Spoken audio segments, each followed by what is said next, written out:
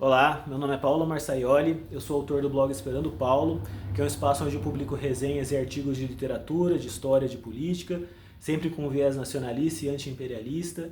Hoje eu vou falar um pouco para vocês sobre um romance que é representativo do nacionalismo brasileiro, porque ele evidencia aí toda uma tradição cultural popular brasileira do Nordeste, que canta através dos cordéis, da poesia, das trovas, algumas figuras aí do cangaço, né, relacionados ao banditismo social. É uma figura que foi precursora do Lampião, né, que é o Cabeleira, né, do escritor cearense, mas que passou a maior parte da vida dele em Pernambuco, que é o Franklin Távora, né. A grande importância aí da obra do Franklin Távora, especificamente do Cabeleira, é que eles antecederam em bastante tempo aquilo que ficou conhecido como a literatura regionalista brasileira, né? Isso aí se deu basicamente já na fase do modernismo literário, na segunda fase do modernismo literário, através daquela geração de escritores da década de 30, né? Escritores nordestinos que aí vão cantar e vão retratar através das suas histórias, dos seus romances, a sua terra natal, né? Então, seja através do Graciliano Ramos, que vai contar as histórias aí de Alagoas, a Raquel de Queiroz, que vai contar as histórias aí do Ceará, de onde ela vem, o José Lins do Rego, assim, o ciclo da cana-de-açúcar dele, contando as histórias aí da Paraíba, as histórias que ele escutava quando era criança, o Jorge Amado falando da Bahia, né? Então a gente verifica aí que o Franklin Távora está antecipando aí muito tempo antes essa preocupação em torno da questão regionalista na literatura brasileira, né? Além disso, ele também antecipa bastante tempo uma preocupação em torno do problema do realismo e a forma como o escritor deve se lidar com a realidade, né? Então, levando em consideração aí que ele produziu os livros deles aí entre 1860, 1870 e 1880, a gente tem que levar em consideração que naquele contexto histórico, né, ainda graçava, ainda tinha uma força muito grande na literatura brasileira, o romantismo, né? Então, recapitulando aí o romantismo aí como uma escola literária, ele surge muito pouco tempo depois da independência do Brasil, né? Em 1822 a gente tem a independência, mas a independência do Brasil, ela cria um problema, né? Porque a gente constituiu a nossa independência nacional, mas a gente ainda precisava de um sentimento de nação, né? Esse sentimento de nação, de nacionalidade brasileira, ela teve que ser construída depois da constituição da independência. Então foi uma preocupação dos intelectuais constituir através da cultura também, né? Trazer um propósito nacionalista, né? Então o romantismo ele surge dentro desse horizonte, né? Com uma preocupação de constituir uma arte especificamente nacional, brasileira, né? Daí a preocupação desses grandes escritores românticos com a questão indígena, né? No nativismo, né? O indigenismo aí que está presente aí, seja no os poemas do Gonçalves Dias, né? Nos romances do José de Alencar, né? Mas ainda assim é uma literatura que, se, pelo menos no conteúdo, ela trata das questões nacionais, ela se ocupa das questões nacionais, mas no aspecto formal, ela ainda é uma literatura muito tributária da literatura europeia, né?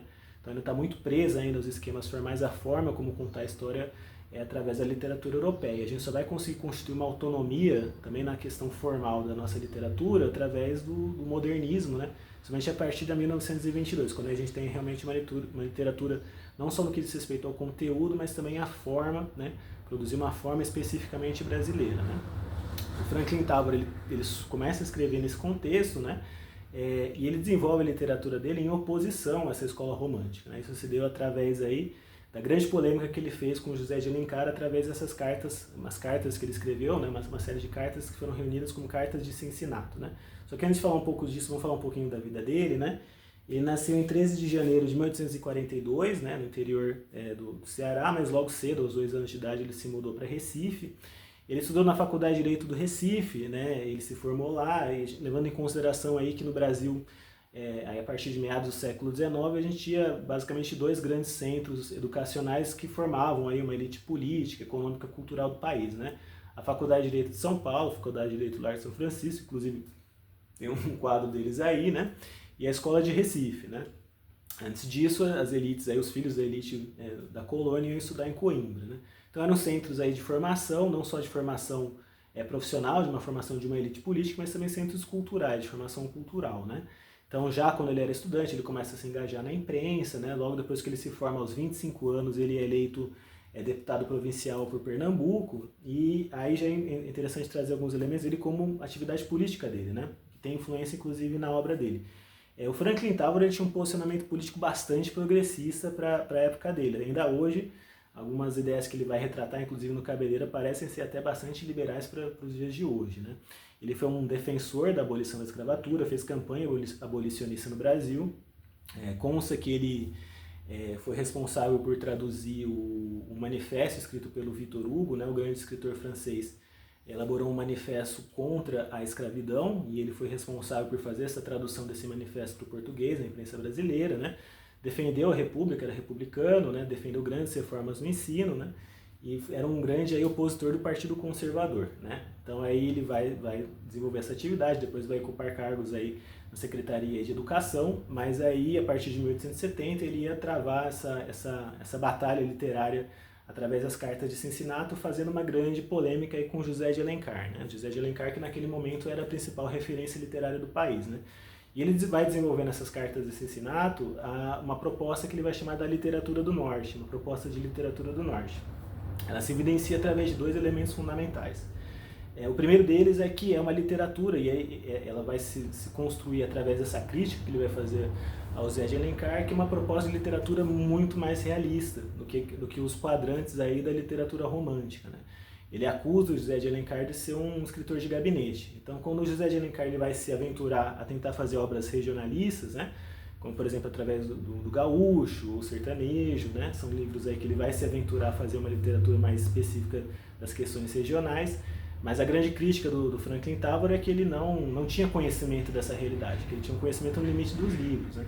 Isso fazia com que ele conduzisse um estilo literário muito fora da realidade, que está dentro do propósito, inclusive, do romantismo, né? A idealização, pouca atenção, inclusive, aos setores sociais mais de baixo, a questão da pobreza, né? Então, a grande crítica que ele faz em torno da questão dessa tradição literária romântica, capitaneada aí pelo José de Alencar, é a falta de preocupação com uma descrição mais objetiva da realidade, né? O Franklin Távora dizia literalmente que a literatura deve reproduzir a realidade tal como uma fotografia, né? E o segundo ponto, né, que caracteriza essa literatura do Norte é que ele propõe de fato que existem diferenças tais entre o Norte e o Sul do Brasil que demandam que seja constituída uma literatura específica do Norte e uma literatura específica do Sul, né? Levando em consideração que no século XIX, quando se falava no Norte, né, no Norte do Brasil, não estamos querendo dizer só o Norte, né, Amazonas, o Pará, né? O Norte era tudo aquilo que estava acima de Minas Gerais. Então, o Nordeste, né, e o Norte do país, né? Então, o Norte também, porque a gente tinha escritores naquela época, o Inglês de Souza, né, com seus contos amazônicos, produzia essa literatura do Norte, e quando ele se referia ao Sul, ele estava basicamente falando no Rio de Janeiro, né? Então, o Brasil, ele tinha, no primeiro momento, ele tinha essa hegemonia do Nordeste através do ciclo da cana-de-açúcar, né? A partir do século XVIII, quando vem o ciclo da mineração, o eixo político do país, ele passa ao sul, né? Inclusive tem a transferência da sede da colônia da Bahia para o Rio de Janeiro, e principalmente a partir de 1822, quando tem a vinda da família real para o Brasil, que é o Rio de Janeiro se constitui como a sede do Império Português, né? 1808, desculpa, quando vem o Dom João para o Brasil, né? Constitui aqui a sede, a transferência da corte para o Brasil, na corte portuguesa, aí o centro cultural, político, econômico do país passa a ser o Rio de Janeiro, né? Essa situação evidencia para o Franklin Távora a necessidade de construir uma literatura específica do Norte, né? Ele não chegava ao ponto do separatismo, um separatismo que é muito presente, inclusive, na terra dele, Pernambuco, né? Pouco tempo, 30 anos antes ele escreveu os livros dele, em 1824 teve a Confederação do Equador, né, conduzida pelo Frei Caneca, que era um movimento separatista. O Franklin Távora não chegou a ser um defensor do separatismo, mas na literatura ele realmente propunha isso, que devia se desenvolver uma literatura específica do Nordeste, do Norte, daqueles povos, em contraponto àquela literatura urbana da corte, né? Que se desenvolvia através de uma literatura mais citadina, mais voltada a questões da cidade, tem um aspecto social muito mais reproduzindo aquela burguesia, né? Aquela pequena burguesia que ia se constituir nas cidades, né? A gente pega os romances, mesmo os romances urbanos aí do José de Alencar, os primeiros romances da fase mais romântica do Machado de Assis. Então ele diz, não, a gente precisa ter uma leitura específica do Norte, né? Falando agora sobre o livro propriamente dito, o Cabeleira então é o primeiro livro desse ciclo aí que ele vai propor aí da literatura do Norte, e conta essa história dessa figura, que de fato é um precursor, né? Antecedeu em pelo menos 100 anos o Lampião, né? O Cabeleira, ele de fato ele existiu, né? Inclusive a história que é contada é baseada em primeiro lugar na cultura, na história oral, na cultura popular, né? Então ele faz alusão às cantigas, né? Aos cordéis, os poemas que se cantavam sobre o Cabeleira e algumas fontes históricas também, né? É interessante que alguns estudiosos do Franklin Távora dizem que ele foi até mais um historiador do que de fato um romancista, né? E se você lê o livro, é de fato um livro, não só um livro de literatura, mas um livro de história de Pernambuco do século XVIII, né? Ele vai escrever o livro em 1870 e ele está contando a história da terra dele de 1770. O Cabeleira, ele basicamente ele surge, né? Ele é filho de um casal aí em que tinha um pai bastante cruel, bastante perverso, né? E uma mãe ao mesmo tempo muito boa, muito cândida. Então o espírito do Cabeleira ele se divide, se digladia em torno desses dois polos, né? Isso faz com que eu entenda aí que ele possa ser caracterizado quase como uma espécie de um quase-herói, né? Um semi-herói, né? Se o Cabeleira fosse uma pessoa puramente cruel, uma pessoa puramente covarde, que matasse, que destruísse, que não inspirasse nada em ninguém, ele não teria sido constituído como alguém importante ao ponto de estar dentro do imaginário popular, né? É uma figura aí que desperta não só o medo, mas o respeito, a admiração de alguma maneira, né? Se ele fosse simplesmente um assassino, como foi o pai dele, né? Então ele tinha, ao mesmo tempo que a brutalidade do bandido, mas ele tinha uma altivez, ele tinha uma coragem, ele tinha uma série de um certo aspecto, uma certa nobreza, né? Ele começa o livro dizendo inclusive isso, o Franklin Távora, né, que não fossem as circunstâncias em que o Cabeleira nasceu, né, baseadas na pobreza, na ignorância, numa formação na infância muito deficiente, ele poderia ter sido alçado à condição aí de um grande líder, de uma grande liderança, tal, mas as circunstâncias sociais fizeram com que ele se transformasse num bandoleiro, né? Então a gente pode nesse sentido dizer que ele foi uma espécie de um quase-herói, né? Ele vai de fato se engajar nas atividades de banditismo, né? Eles invadiam as cidades, saqueavam, matavam, né? Mas aí com o tempo ele vai se redimir, né? Ele vai se arrepender desse processo aí dele, isso através de um relacionamento amoroso que ele vai ter com a Luizinha, uma menina que ele conheceu na infância, ele vai reencontrar ela já adulto, né? Vai se apaixonar por ela, né? E aí numa dessas andanças que ele tá lá com ela, ele tem a visão de uma pessoa que ele tinha matado algum tempo depois, que aparece, né, como uma espécie de fantasma desafiando ele, né? Essa visão faz com que ele tenha uma comoção de tipo religiosa, né? Ele faz orações com a Luizinha nesse contexto, e aí ele abandona e renuncia à violência. Mas isso não impede com que ele seja preso, né? Ele e o bando dele, e seja conduzido depois à pena de morte, né? A pena de enforcamento, né? Os últimos parágrafos do livro são bem interessantes. Eu falei um pouquinho da questão política dele, porque aí ele faz um balanço, né, e uma grande crítica em torno da questão do direito penal daquela época, né? O Franklin Távora se opõe à pena de morte. Ele diz categoricamente que esses bandidos sociais, esse banditismo social, esse cangaço, ele é produto da pobreza, é uma questão social, né? Então você veja aí que é um posicionamento bastante progressista. Hoje em dia, ainda hoje a gente escuta muito, né, bandido bom, bandido morto, né?